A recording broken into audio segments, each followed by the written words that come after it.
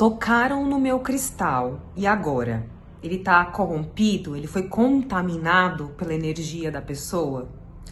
A minha opinião é que não. Meu nome é Tatiane Torres, eu sou fundadora da Florita Arco-Íris e essa é uma pergunta que eu recebo muito sobre os cristais. Os cristais ficam sujos, são corrompidos, absorvem toda a energia da pessoa que tocou? Na minha opinião, mais uma vez, é não. Por quê? Os cristais, eles já têm uma formação e uma estrutura muito cristalina. Inclusive, a gente usa os cristais porque eles já têm uma vibração que, por ressonância, chama a gente para aquela frequência. Então, o cristal ele não é contaminado na hora que alguém toca nele. Especialmente quando você já tem uma relação muito próxima com o seu cristal. O seu cristal, ele é seu, ele está trabalhando com você.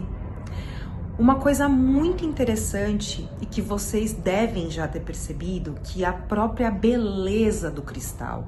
Quando a gente está com ele em uma composição muito bem estruturada, quando ele está bonito numa joia, ele chama a atenção. E o que eu percebo é que o que mais chama a atenção no cristal, para as pessoas inclusive se sentirem motivadas a tocar nele, é a frequência dele.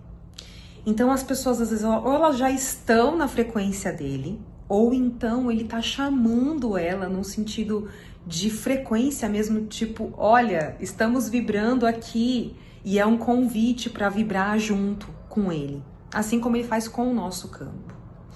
Como a gente está falando de amuleto, e eu já falei que amuleto tem muito a ver com conexão, mas amuletos, principalmente com cristais, que são joias, que são peças bonitas, são peças de adorno, são peças que chamam muito mais a atenção, deixam a gente, às vezes, mais bonita, num campo ressoando mais, eles tendem, sim, a chamar a atenção, de realmente dar vontade de tocar, é uma curiosidade, é quase uma coisa invisível, de uma frequência mesmo, sabe?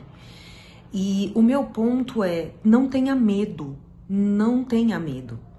Acredita que o seu cristal e na conexão que você tem com ele, porque a sua conexão com o seu cristal não vai ser corrompida pelo toque de uma outra pessoa. Não tem como, é uma conexão estabelecida entre vocês. Um outro aspecto que eu falo é sobre limite, né? Então você pode ser uma pessoa que não quer que as pessoas toquem em algo muito precioso, que você gosta muito e você não quer que as pessoas toquem. Isso é uma questão de limite que a gente tem e que eu acho que isso não é nenhum problema. Você pode simplesmente determinar que você não quer que as pessoas toquem no seu amuleto. E tá tudo bem. Mas não no aspecto de medo. Tenha sempre a consciência de que o seu cristal está programado para você.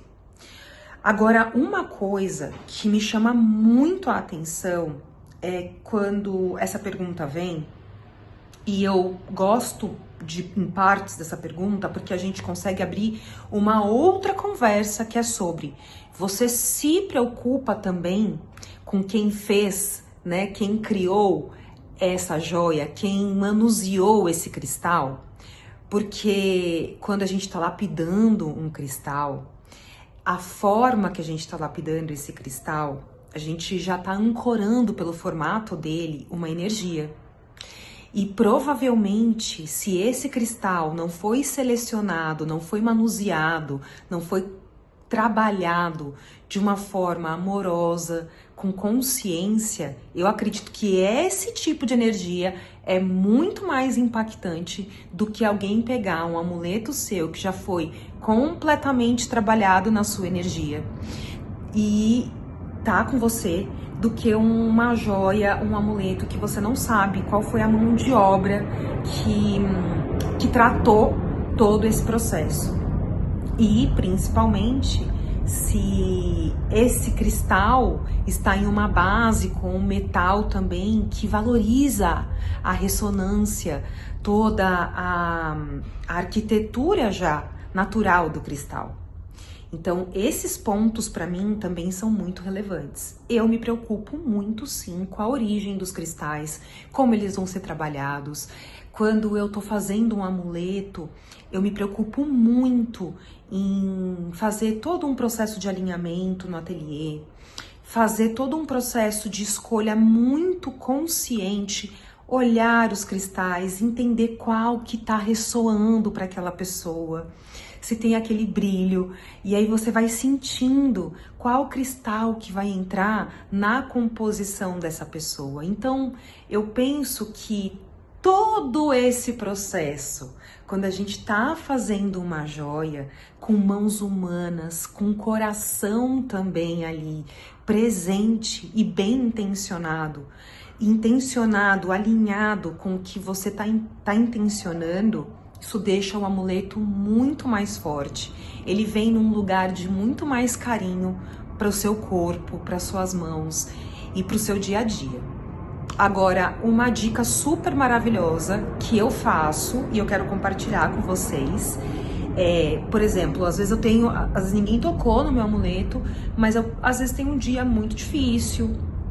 Estive às vezes em lugares um pouco mais densos, senti algumas emoções que eu gostaria que transmutasse, e aí dentro dessa relação, dessa conexão que eu tenho com os meus amuletos também, o que eu faço alguns cuidados energéticos. Então é como se eu desse um carinho para eles. Em que sentido, né? A gente trabalhou junto, nós trabalhamos juntos. Dentro desse dia, eu agradeço porque ele me ajudou frequencialmente a seguir. E aí, quando eu chego, né, em casa, eu começo a tirar os meus amuletos, eu gosto de colocá-los repousando em cima de uma drusa de ametista. A drusa de ametista tem uma característica, né? Primeiro que ela transmuta bastante a energia, então ela modifica essa energia. E como ela tem várias pontas, ela é muito boa para o ambiente, e quando você repousa uma joia nela, é muito bom também. Uma outra coisa que eu gosto também é o bastão de selenita. Então, o bastão de selenita pode ser muito útil quando você quer limpar as energias. Então, se você não gosta que toque no seu amuleto e de alguma maneira a pessoa tocou e você não se sente confortável com isso, o bastão de selenita, né, ele é muito interessante, uma plaquinha de selenita. A selenita é um cristal com uma frequência muito alta, e você repousando a sua joia nele, ele ajuda a limpar. Uma outra coisa que eu gosto de fazer também, mais uma vez, é sobre um carinho com o amuleto. Colocá-lo em um vasinho de planta, deixá-lo ali na terra enquanto eu vou dormir, se eu não vou usá-lo no outro dia, deixar ele ali no vasinho de planta. Os cristais gostam muito de ficar na terra, reenergizar. Alguns cuidados também eu acho muito interessante de falar, porque alguns cristais não gostam de ir em água. Então, por exemplo, o pirita tem muito ferro na composição, com o tempo ele pode enferrujar. A própria selenita, a turmalina negra, não são cristais que podem ir em água. Já vi, né, algumas dicas de lavar os cristais, mas não são todos que gostam disso. Não podem, até por conta da sua composição. Então, a selenita em água, ela se desfaz, né? A pirita pode enferrujar. Então, esse cuidado também é muito importante. Então, por isso que eu gosto muito da drusa de ametista. E tem uma coisa que eu amo fazer, que é domingo. Antes da minha semana começar, e eu já sei mais ou menos quais são os amuletos que eu vou utilizar na semana, eu escrevo algumas intenções que eu tenho para aquela semana, para realizar. Eu coloco o papel escrito embaixo da drusa de ametista, e aí eu repouso as joias num lugar de intencionar, o que que eu quero com essas joias, meio que programar as minhas joias. Então vamos supor também que você teve o toque de uma pessoa ou teve em ambientes e você sabe que a sua joia passou, né, por algum processo um pouco mais intenso energeticamente falando, e você pode intencionar, colocar, reescrever todas as intenções que você tem para o seu amuleto. Você pode escrever sim, porque não, né? A limpeza, a reprogramação, a retirada dessa energia que você pode acreditar que ficou na sua joia. Essa é a minha dica. Essa é a minha concepção sobre os amuletos e os cristais não são tão frágeis assim. Os cristais não são frágeis. E o seu poder também sobre eles, a sua conexão e a sua equipe que ele forma com você é predominante. E me conta, você deixa as pessoas tocarem nos seus amuletos? Você se sente confortável com isso? Me conta aqui nos comentários. E se esse vídeo fez sentido para você, eu peço que você se inscreva no canal, que você acione o sininho, que você compartilhe com pessoas que gostam desse tema. E a gente se vê no próximo vídeo.